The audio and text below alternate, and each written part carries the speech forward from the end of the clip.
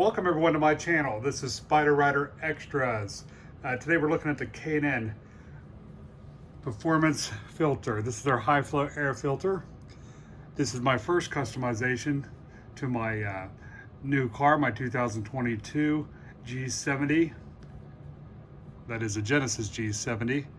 Had it for a couple days and I'm really excited about this. I don't always feel that the performance filters actually do any kind of major increase in performance, but they do usually give you a good sound, especially if your car is turbocharged.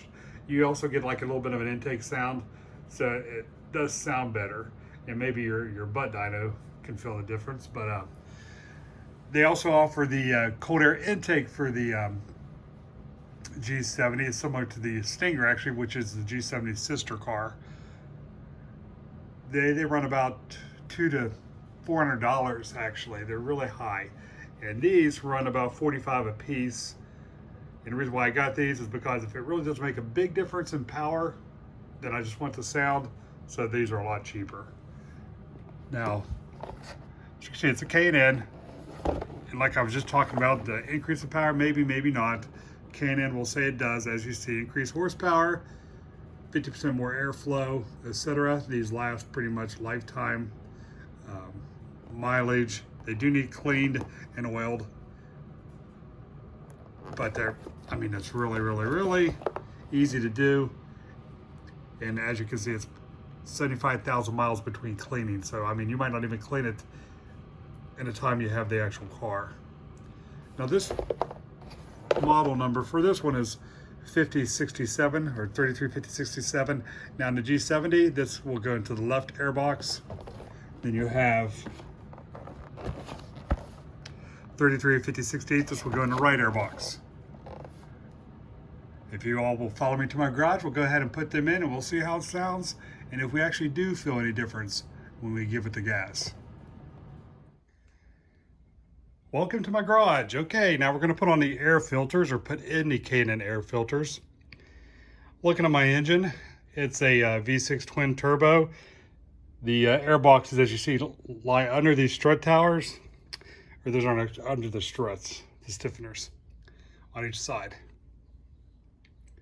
So I went ahead and released these clamps, and as you can see, it's not going to come off. So you have to release this clamp right here and then slide the air box out sideways. So we're going to go ahead and do that.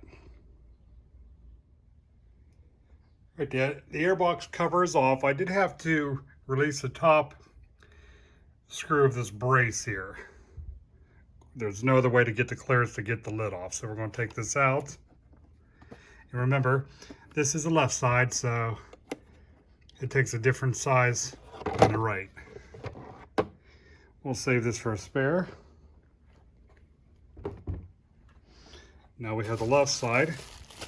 It's going to go right in like that once I take the plastic off. All right, that was simple. It's in. Now we're going to replace the cover, attach the 3 clamps, and put that bolt back, and then we'll be back together. Now everything's back in place. One thing I forgot to mention is there are actually 4 clamps. 1, 2, 3, and then 4. Brace is back in. Everything's tightened back to spec. Looks good. Now we're going to move on to the right side. On the right side, we're going to repeat everything. We're going to release the top bolt on the brace, the 4 clamps. Sorry, 1, 2, 3, 4. Do that again. 1, 2, 3, and 4. And the 1 bolt that holds the filter onto the intake hose here.